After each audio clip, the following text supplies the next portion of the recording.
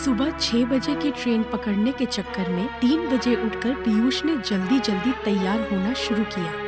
अभी वो अपने कमरे से निकलकर बाहर आया ही था तो देखा मम्मी खाना बना रही थी। मम्मी, आप क्यों परेशान हो रही हैं? मैं स्टेशन पर कुछ खा लेता। नहीं बेटा, बाहर का खाना खाने की क्या जरूरत, मैंने खाना पैक कर दिया है, लेता जा। पीयूष ने जल्दी से कैब बुक की। कुछ ही देर में कैब आ गई। उसने जल्दी से मम्मी के पैर छुए और स्टेशन के लिए रवाना हो गया। टाइम से पहुंचकर पीयूष को बहुत सुकून मिला। समय पर गाड़ी चल दी। पीयूष अपना सामान सेट करके बैठ गया। धीरे धीरे गाड़ी में बैठे लोग एक दूसरे से बातें करने लगे। पीयूष को भूख लगी तो अचार के साथ पराठे निकालकर खाने लगा। मम्मी के हाथ के पराठे खाकर और चाय पीकर तो मजा आ गया। उसके बाद वो बाहर के नज़ारे देखने लगा। पीयूष बहुत खुश था। वो जा रहा था अपनी बहन को लेने। तभी पापा का फोन आ गया। बेटा, अच्छे से बैठ गया ना ट्रेन में? कोई परेशानी तो नहीं हुई? हाँ पापा, आप चिंता मत करो, सब ठीक है। शाम होते होते ट्रेन लेट हो गई। उसे स्टेशन पर रात को 10 बजे पहुंचना था, लेकिन ट्रेन 4 घंटे लेट चल रही थी। पीयूष को चिंता होने लगी। अगर ट्रेन रात 2 बजे पहुंचेगी, क्या उस छोटे से स्टेशन पर रुकना सही रहेगा? इसी चिंता में बैठा था कि मम्मी का फोन आ गया। बेटा, तेरे पापा बता रहे थे कि ट्रेन 4 घंटे लेट है। मम्मी चिंता मत करो, 2-3 घंटे की बात पड़ेगी। स्टेशन पर वेटिंग रूम तो होता ही है, वहाँ रुक जाऊंगा। फिर सुबह 6 बजे तो सवारी मिल ही जाएगी गांव के लिए। रात को 2 बजे पीयूष को ट्रेन ने एक छोटे से स्टेशन पर उतार दिया। ठंड से उसकी हालत खराब हो रही थी। पूरे स्टेशन पर कोई भी नहीं था। ये देखकर वो और डर गया। वो स्टेशन पर चलते चलते स्टेशन मास्टर के ऑफिस के सामने पहुंच गया। सर, मुझे मुंगेर जाना है, यहाँ कोई सवारी मिल जाएगी क्या? अरे छोरे, तू कहाँ उतर गया इस स्टेशन पर? यहाँ कोई सवारी नहीं मिलेगी, सुबह ही टांगे वाला आएगा। सर, यहाँ वेटिंग रूम तो होगा ना? यहाँ कोई वेटिंग रूम नहीं है, छोटा सा तो स्टेशन है। अच्छा, तो सर क्या मैं यहाँ एक कोने में रुक सकता हूँ? नहीं, हम यहाँ किसी को रुका नहीं सकते ऐसे।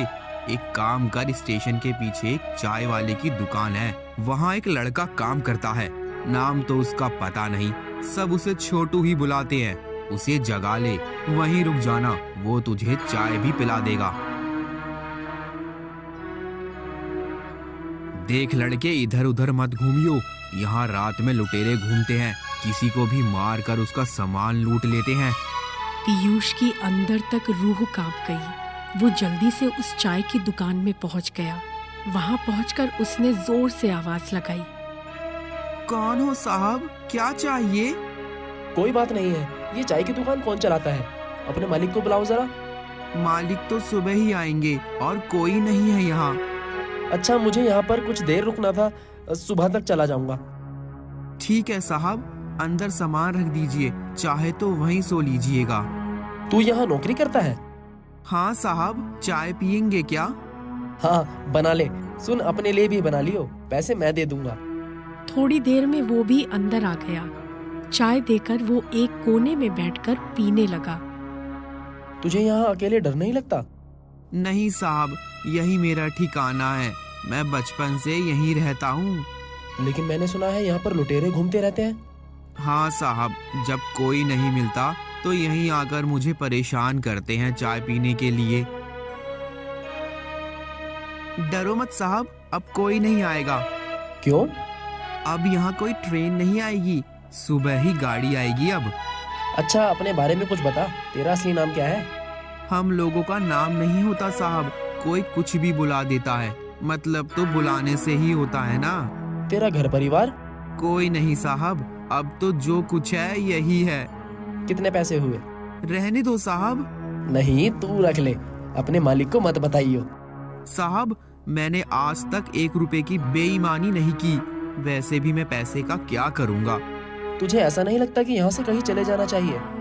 नहीं साहब, मेरी तो यही दुकान है, मालिक बहुत अच्छे हैं, कभी मुझे डांटते भी नहीं, और अगर कोई ग्राहक उल्टा सीधा बोलता है ना तो उसे भगा देते हैं। तुझे नहीं लगता कि पढ़ना चाहिए, स्कूल जाना चाहिए? साहब, हम जैसे लोग इन्हीं जगहों पर पड़े रहते हैं, यही बड़े होते हैं, फिर यही मर जाते हैं। पीयूष सोच में पड़ गया कि कितना कुछ है उसके पास। माँ बाप, बहन, रहने को घर, मोबाइल, पढ़ने के लिए बढ़िया स्कूल था, अब कॉलेज है, पॉकेट मनी भी अच्छी मिल जाती है, जहाँ चाहे घूमने चले जाते हैं। फिर भी कितनी शिकायतें हैं अपने परिवार से उसे। इसका क्या, जिसका परिवार ही नहीं है, फिर भी कितना संतोष है इसके चेहरे पर। न पैसे का लालच, न कुछ पाने की इच्छा, न कुछ खोने का डर भी। पीयूष ने देखा कि छोटू वही कोने में एक फटे कंबल को ओढ़कर सो गया। पीयूष को लगा जैसे उसने उसके आराम के पलों को भी उससे छीन लिया। छोटू बेखबर सो रहा था। पीयूष की आंखों से आंसू बह रहे थे। जिंदगी से कल तक कितनी शिकायतें थी, कितनी बार पापा से झगड़ा करता था बाइक के लिए, कभी दोस्तों के साथ घूमने के लिए, कभी आईफोन के लिए। क्या कभी सोचा कि मम्मी पापा ये सब कहाँ से लाएंगे? इसी सोच विचार में पीयूष की आंख लग गई। साहब, दिन निकल आया है, आपको सवारी मिल जाएगी। अगर मालिक आ गए तो गुस्सा करेंगे। पीयूष बाहर निकला तो देखा छोटू दुकान की सफाई कर रहा था। उसने छोटू को कुछ पैसे देने चाहे, लेकिन उसने मना कर दिया। साहब, अगर मालिक ने ये पैसे देख लिए तो इतने सालों से जो विश्वास वो करते आए हैं ना, वो टूट जाएगा। फिर मुझे रात को यहाँ रुकने नहीं देंगे। छोटे से बच्चे से जिंदगी का सबक सीखकर पीयूष तांगे में बैठकर अपनी बहन के घर उसे लेने रवाना हो गया। आज उसके मन में अपने माता पिता के लिए सम्मान बहुत बढ़ गया। अब उसे अपने सारे सुख फीके लगने लगे।